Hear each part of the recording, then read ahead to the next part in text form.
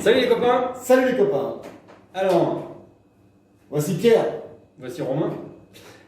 Nous sommes fromagers. Et À Paris. on va vous parler aujourd'hui du Camembert.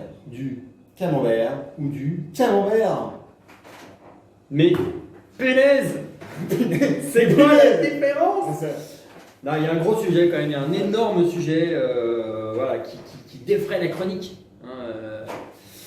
Des manifestations violentes sont organisées autour de ce sujet-là. Le camembert est en danger. Il y a beaucoup de camemberts, il y a énormément de camemberts fabriqués dans le monde entier.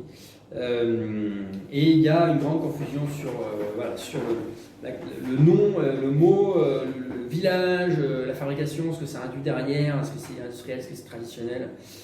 Il y a beaucoup de marketing aussi. Voilà, bon. J'ai essayé de vous expliquer un petit peu avec mon compère Romain l'historique un petit peu de ce fromage-là, pourquoi on en est arrivé là, et qu'est-ce qui est important de retenir quand on veut acheter quelque chose de très traditionnel, ou alors quand on a envie d'acheter que des fromages. Donc l'appellation camembert, enfin surtout ce que vous voyez sur les boîtes du camembert, à savoir camembert fabriqué en Normandie, camembert de Normandie. Un truc que pas tout le monde ne sait vraiment ce que ça veut dire, et on fera un petit point là-dessus. D'ailleurs, j'ai découvert aujourd'hui qu'il y avait, parce qu'on a acheté du coup des camemberts industriels, on a été au supermarché. Super. Il ne faut pas nous en vouloir, c'était vraiment pour les besoins pédagogiques. Je pense que ça faisait 10 ans que ça ne m'était pas arrivé d'acheter du fromage au supermarché. Donc j'ai été acheter un camembert au supermarché et j'ai découvert qu'il y avait l'appellation, enfin une appellation, c'est pas une appellation, mais qu'il y avait sur le packaging, il y avait écrit fabriqué en France. Alors il y a le camembert fabriqué en Normandie et maintenant il y a un camembert fabriqué en France. Il y a ouf! Punaise, il y a encore des camemberts qui sont fabriqués en France. Tout n'est pas encore fait aux États-Unis, quoi. Donc on va vous expliquer ça. L'origine quand même du camembert. Tout le monde sait que camembert et brie, ça se ressemble beaucoup. L'origine du camembert, remonte à une connexion toute particulière avec la brie. Et voilà ce que dit l'histoire du camembert. Nous sommes en pleine révolution. Nous sommes en plein temps, donc 1790. 89. Donc c'est une loi qui dit que les prêtres et les évêques doivent reconnaître la Révolution, et les prêtres et les évêques sont nommés par l'Église, mais sont nommés par la Révolution. Une grande partie donc, du clergé refuse, c'est devient les prêtres réfractaires. Et comme ça, du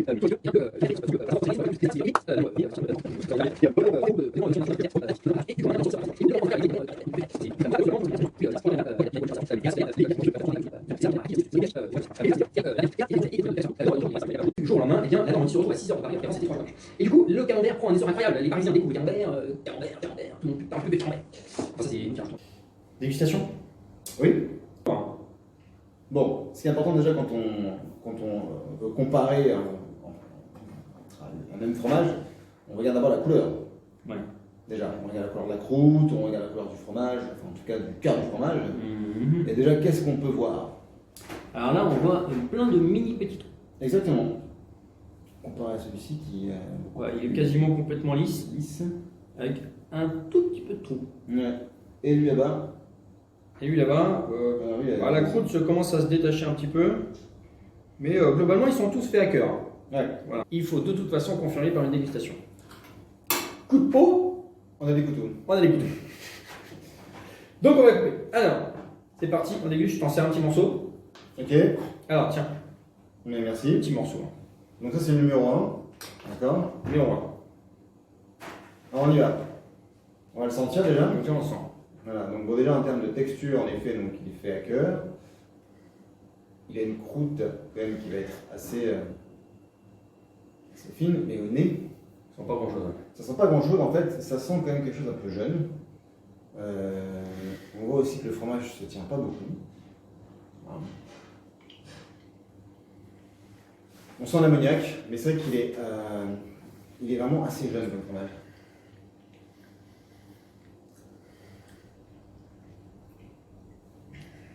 Au goût, Bon, objectivement, c'est pas dégueulasse. c'est Hein. pas dégueulasse, mais bon.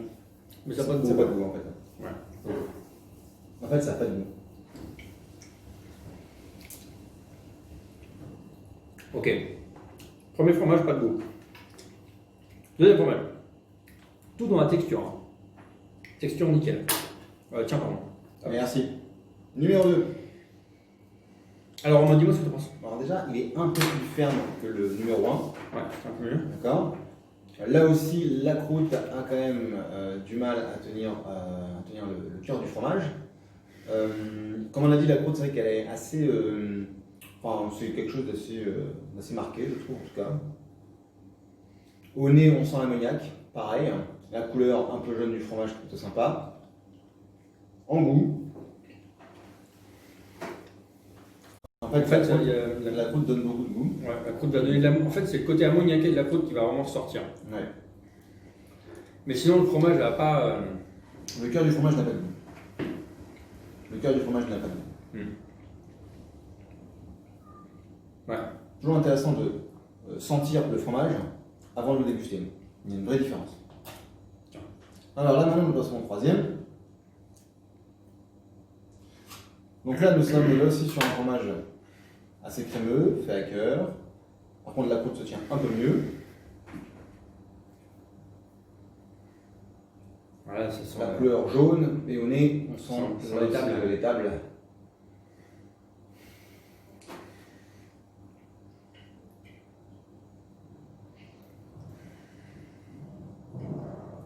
En bouche, c'est complètement différent. C'est beaucoup plus souple. On a quelque chose de beaucoup plus gourmand. Et surtout, on a le côté animal qui va ressortir.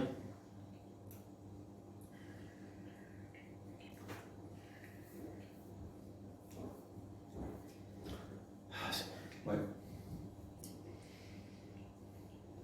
C'est bon. Très très bon.